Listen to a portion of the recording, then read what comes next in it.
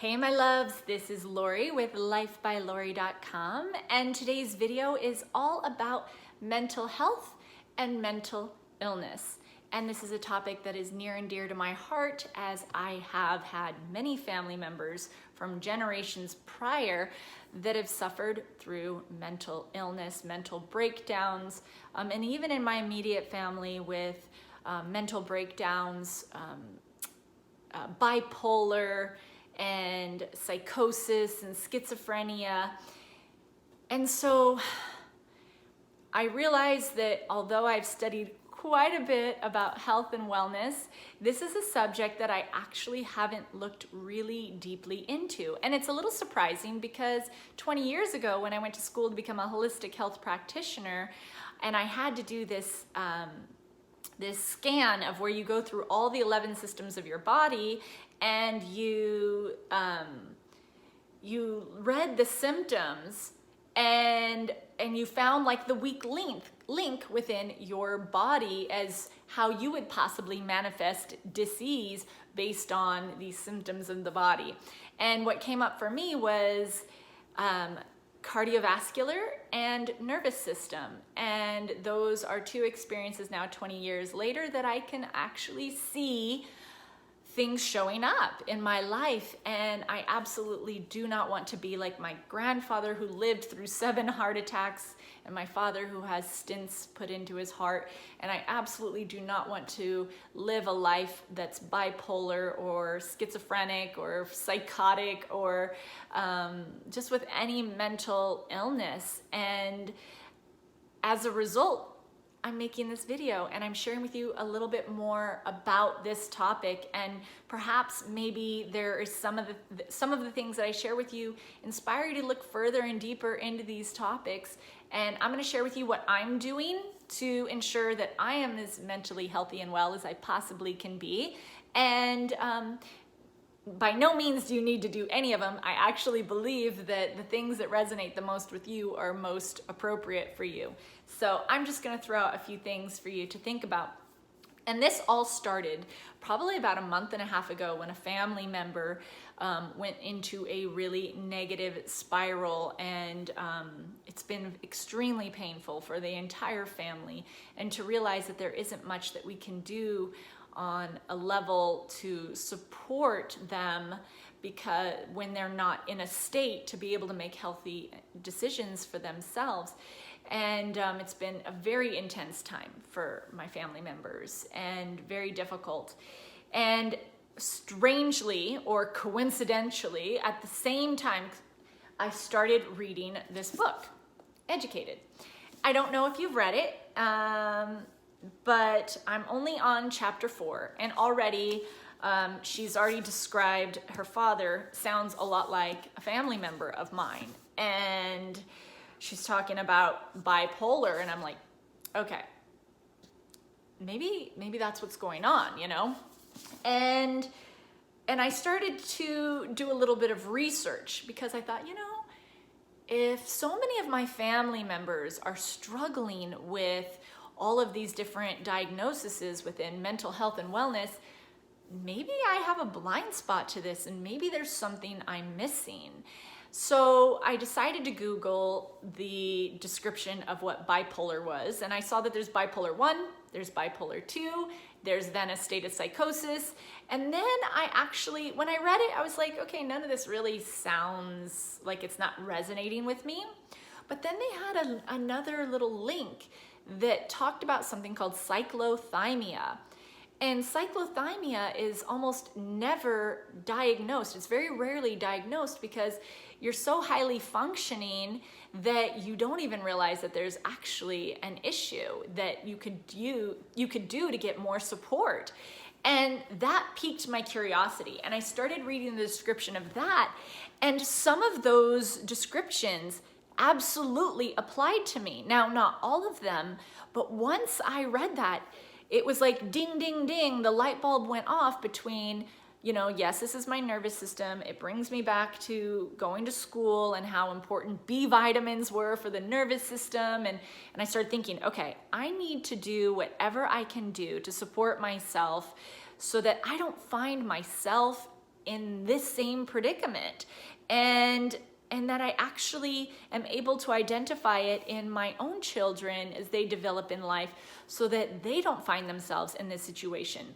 So of course, one of the coolest things that I saw is that they did something, which, well, I should probably tell you a little bit about these things. So cyclothymia is kind of like what happens before bipolar, right? So and I'll describe it. People with cyclothymia usually experience many weeks of low-level depression. So you're not super depressed, you're just a little bit, right?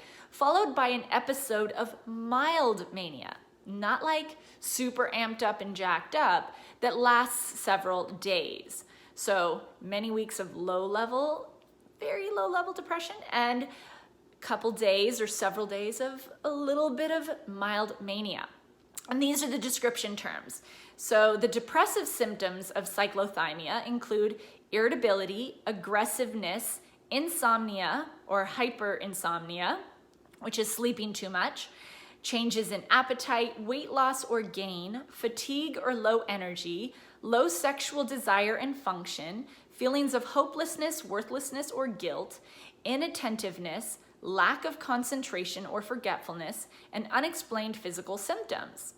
So it would be many or a few weeks of that, and now then it would be followed by several days of this, which is the manic symptoms, which is an extremely high self-esteem, excessive talking or speaking very quickly, sometimes so fast that others have trouble following what the person is saying, racing thoughts that are muddled and disorganized, a lack of focus, restlessness and hyperactivity, increased anxiety, going for days with little or no sleep without feeling tired, argumentative, hypersexuality, and reckless or impulsive behavior.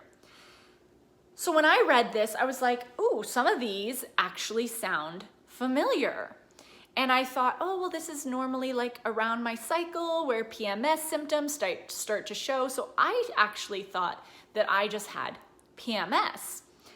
But now that I'm looking further and deeper into this topic, I'm starting to realize that, sorry, I'm gonna move back a little bit.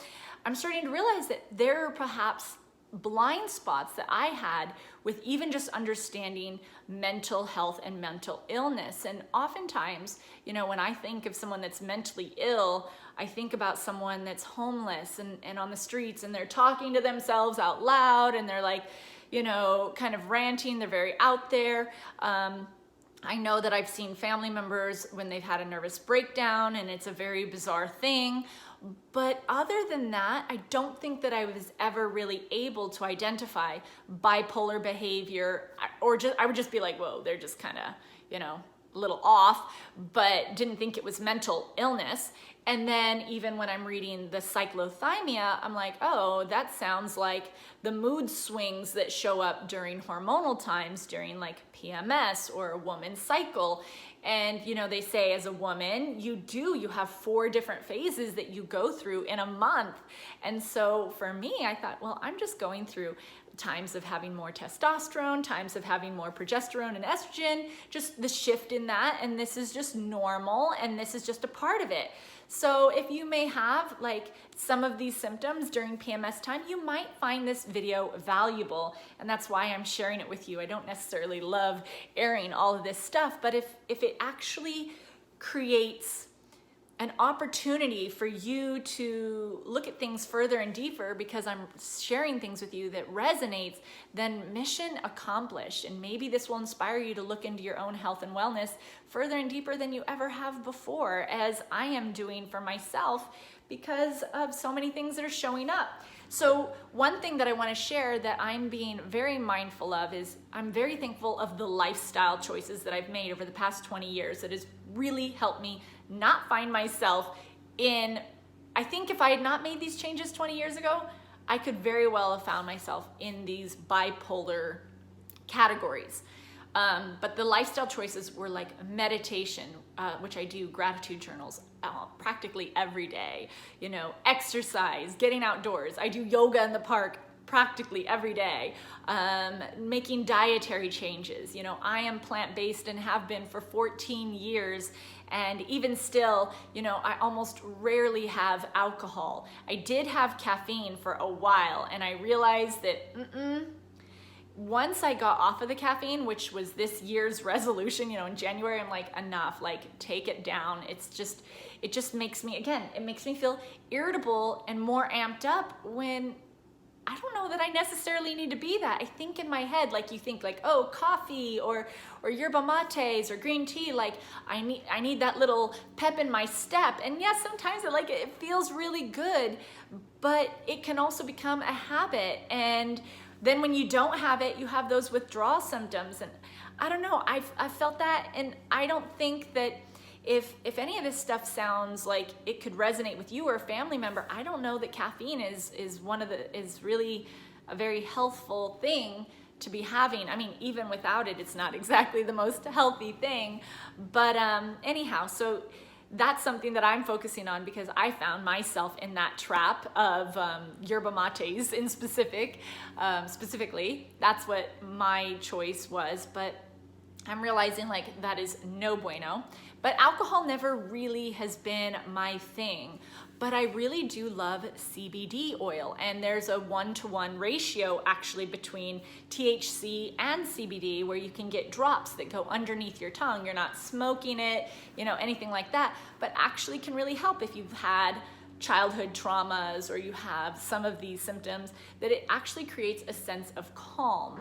And then there's supplementation. Of course, for me, when I was looking into what do they do for people naturally that have these mental issues, and of course B vitamins always come up, but I also saw that lithium, they found that in places where there was more lithium, which is a trace mineral found in the water and in some foods, that if there was more lithium content in the water, there was less suicide rates in that area, which I find very intriguing. So I started obviously looking into lithium, but there's different types, and I just need to do a little more research on that. But what I did find, of course, you know, I love this brand, and I'm not sponsored by this, like nobody's paying me to say this. I'm just doing it because this is genuinely what I do for my own self. This is called Life Seasons. It's called thyroid tea. This is one of the products that I use to help heal my mild hypothyroidism. And then of course, because I'm telling you about going off of caffeine, I picked up this product by same company because I really like this company, Life Seasons. This is adrenal tea, which really helps. Adrenals are what is your fight or flight. It's your stress, right? So this really helps with managing your stress. But then I saw, after I did this research on mental illness and bipolar and cyclothymia, I found this product, which is called Mood Stability. And yesterday was the first day I took this product. So I will check in with you and let you know later. You know, it says that it can take just a few days or maybe even a few weeks before you actually notice some of the changes. So I will let you know. I'm pretty sensitive, so I may feel it, you know, sooner than later, but I'm curious to see how it goes. Now, I also still work with a cognitive behavioral therapist, and I actually am getting EMDR, which is a form of therapy for PTSD from my childhood. And if you want to know more about that, I actually talk in the previous video that I made to this one last week on the dangers of denying your own needs and ACEs questionnaire and therapy and things like that. So if you want, you may want to go check that video out. And if you have questions about anything that I'm sharing in this video, feel free to send me a message, or you can comment below this video.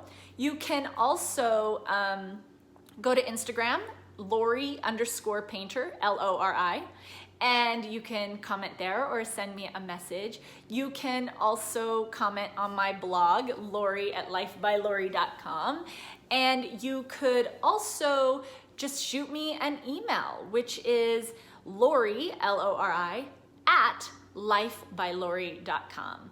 And I'd be happy to help in any way I can. Of course, I'm not a medical professional.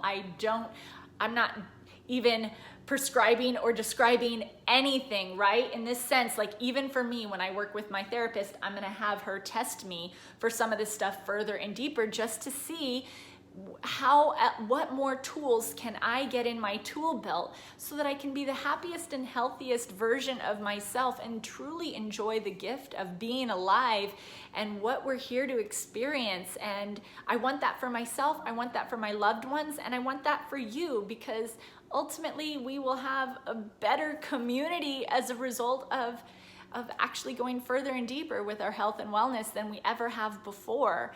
And I've shared in my last video that healing and health to a whole new refined level is my New Year's resolution, what I am dedicated to spending the next 12 months doing, creating stability in my relationships, in my environment, in my finances, in my health, in ways that I never have before, creating consistency. So that's where I am at. And if that inspires you, I would love to have you join me and be on this journey and adventure of healing together, because it just makes it so much more fun, and everybody has their own unique stories that inspire us and touch us, and maybe even, you know, open our minds to things that we weren't even aware of. And that was the intention of this video. So I hope that you enjoyed it.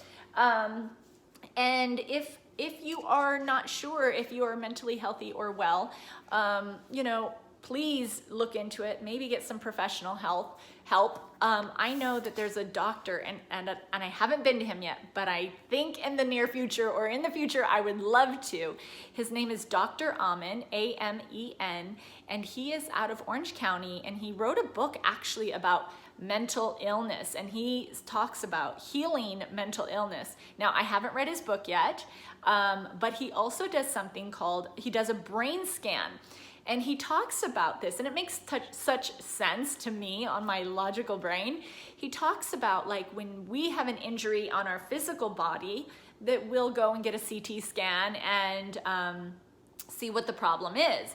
But when we're not feeling amazing, we don't scan our brains. And that's what he does. And he's been able to map out things in the brain and to be able to support what's going on here. And even in this book, when I read the chapter where her mother, they're in a serious car accident, and her mom had her head hit the windshield, and she got, you know, a brain injury from that. So, and how that actually affected, you know, her mother. And so, you know, there's just so many things out there, but all I know is that I am passionate about finding ways and tools and resources to being the healthiest version I could possibly be, and sharing those with my loved ones and sharing them with you. And if you have any other ideas that you'd like to contribute, feel free to do so. Otherwise, my dears, I will be back next week for Wellness Wednesday, wishing you a wonderful, healthy, wealthy, loving, beautiful week. And until next time, bye-bye.